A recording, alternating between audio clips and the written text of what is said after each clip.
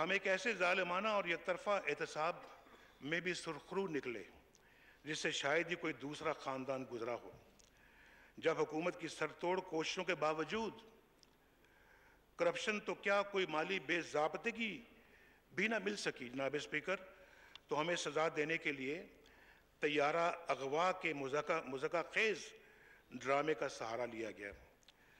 जनाब स्पीकर, तब हमारे वालिद मोहतरम हयात थे।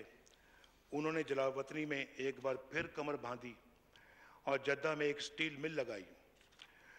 उसकी बुनियादी सरमायाकारी के लिए दुबई फैक्ट्री की फ़रोख्त से हासिल होने वाले सरमाए ने भी मदद की। जद्दा की ये फैक्ट्री जून 2005 में अपनी मशीनरी, वसी कताए अराज़ी और दीगर असासों समेत तकरीबन 64 मिलियन रियाल यानी 17 मिलियन डॉलर्स में फ़रोख्त हुई। जनाब स्पीकर, दुबई और जद्दा की फैक्ट्रियों के हवाले से तमाम रिकॉर्ड और दस्तावेज़ मौजूद हैं। हजूर, ये हैं वो ज़राए और वसाइल जिनसे लंदन के फ्लैट्स खरीदे गए। जनाब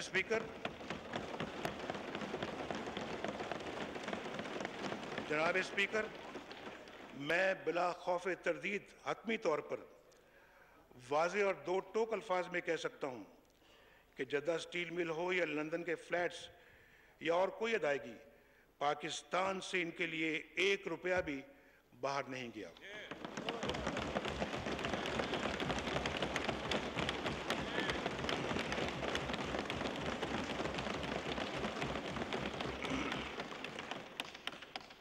कमीशन के क़याम के बारे में जनाब स्पीकर, मोहतरम चीफ जस्टिस साहब का ख़त हुकूमत को मौसूल हो गया है।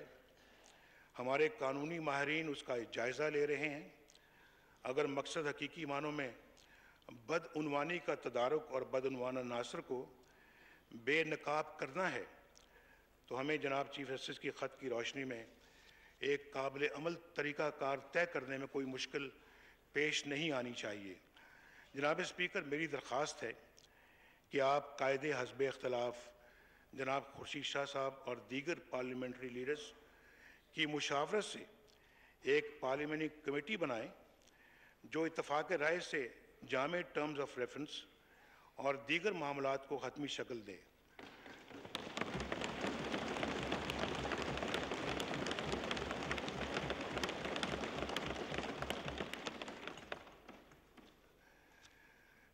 ताकि बदनवानियों का इर्तिकाब करने वालों का तयन और मुहासबा किया जा सके। जनाब स्पीकर, मैं यहाँ ये भी कहना चाहता हूँ कि ऐवान की मुजव्वज़ा कमेटी जो भी फ़ोरम और तरीक़ाकार तय करेगी, मेरे बयान करदा हक़ाइक़ की मज़ीद तफसील तमाम तर शवाहिद के साथ उसके सामने रख दी जाएगी।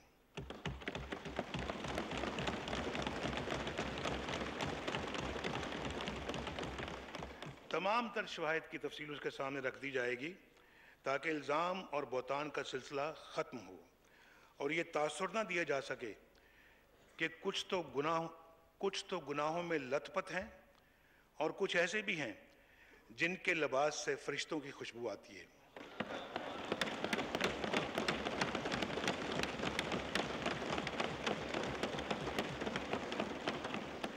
जनाब स्पीकर, असूलों, अखलाकियात और एहतसाब की बात करनी है तो फिर अलग अलग म्यार और अलग अलग पैमाने नहीं चलेंगे।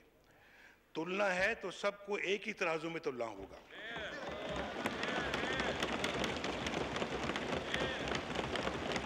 मुकद्दर को ऐसे ही तमाशों की भींट चढ़ाया जाता रहा है। खुदा खुदा करके हम संभले हैं। हमने वाज़े मंजिलों के लिए वाज़े रास्तों का तयन कर लिया है।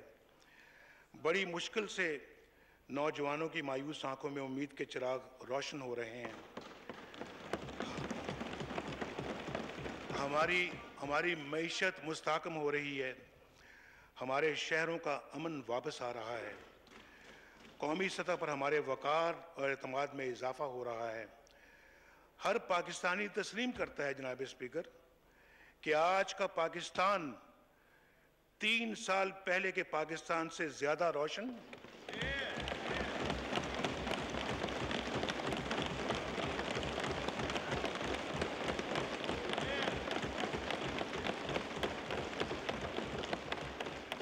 आज का पाकिस्तान 3 साल पहले के पाकिस्तान से ज्यादा रोशन, ज्यादा तवाना और ज्यादा मुस्तहकम है।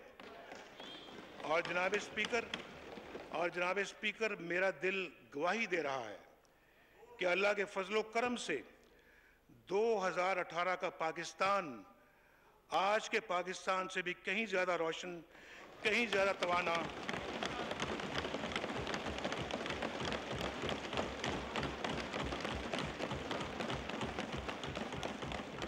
अल्लाह के फजलो करम से 2018 का पाकिस्तान आज के पाकिस्तान से कहीं ज्यादा रोशन, कहीं ज्यादा तवाना, कहीं ज्यादा पुरअमन और कहीं ज्यादा मुस्तहकम होगा। इंशाअल्लाह।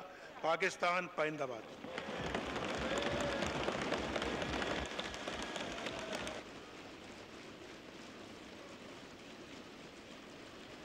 जी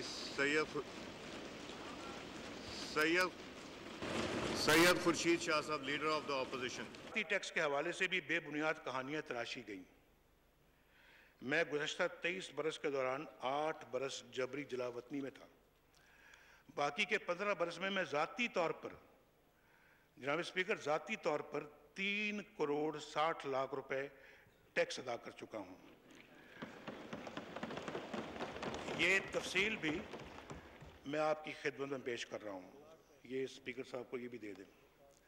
ये FBR के रिकॉर्ड में मौजूद है। स्पीकर साहब देंगे। ये रिकॉर्ड का हिस्सा जनाब स्पीकर, बोलने की जरूरत नहीं। थोड़ा पानी मंगवा दें, पानी।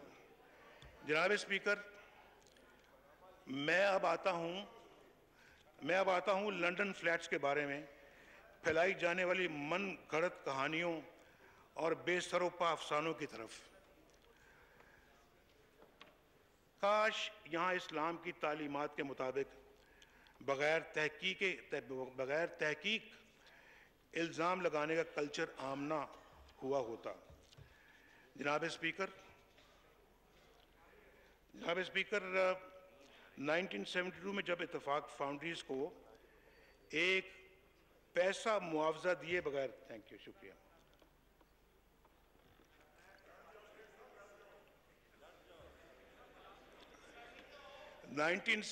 में जब इत्तेफाक फाउंड्रीज को एक पैसा मुआवजा दिए बगैर नेशनलाइजेशन हुई, यानी नेशनलाइज कर लिया गया, तो पाकिस्तान के बहुत से दूसरे कारोबारी हजरात और सनतकारों की तरह हमारे वालिद के सामने भी ये सवाल आ खड़ा हुआ कि अब क्या किया जाए।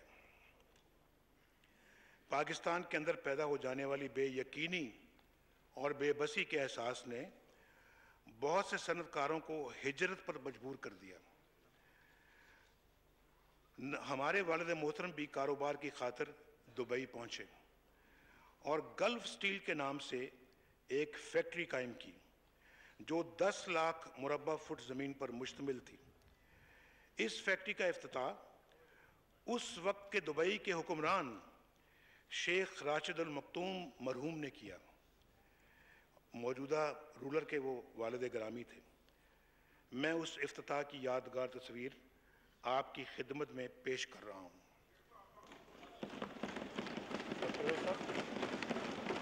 किधर है?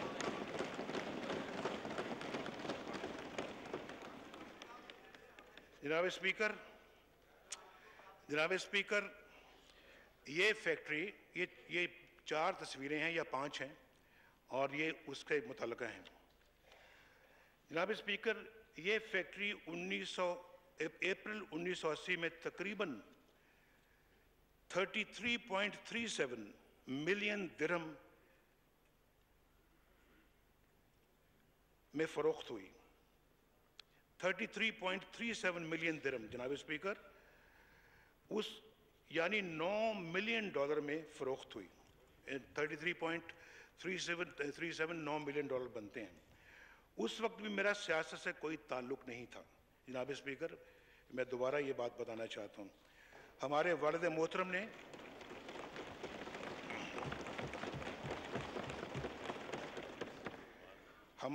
मोहतरम ने अदम तहफ़्फ़ुज़ के जिस एहसास के तहत दुबई में सरमायाकारी की थी, वो 1999 में दुरुस्त साबित हुआ, जब हमारे ख़ानदान का कारोबार एक बार फिर मफलूज कर दिया गया, हमारे घरों पर कब्ज़ा कर लिया गया, ओल्ड एज होम मेरे घर को बना दिया गया और हमें मुल्क बदर कर दिया गया। जनाबे वाला, ये वो वक्त था कि हमारे घरों, हमारे दफ्तरों और हमारे कारोबारी इदारों का सारा रिकॉर्ड कब्ज़े में ले लिया गया, जो बार बार के तहरीर तकाज़ों के बावजूद हमें वापस नहीं मिला। इस सारे रिकॉर्ड का कई जगह बड़ी बारीक बीनी से जायज़ा लिया गया उस दौर में, और हमारे बैंकों के खातों को खंगाला गया। मुल्क से बाहर भी टीमें भेजी गई जनाब स्पीकर, और इस दौरान हम जेलों में बंद थे और करप्शन, मनी लॉन्ड्रिंग, नाजायज़ असासा जात बनाने और रियासती वसाइल के नाजायज़ इस्तेमाल जैसे इल्ज़ामात की यलगार में थे। हुकूमत वक्त ने सरतोड़ कोशिश कर ली, लेकिन अल्लाह के फजल व करम से किसी भी अदालती फोरम पर हमारे बारे में रत्ती बराबर बदउनवानी साबित न हो सकी।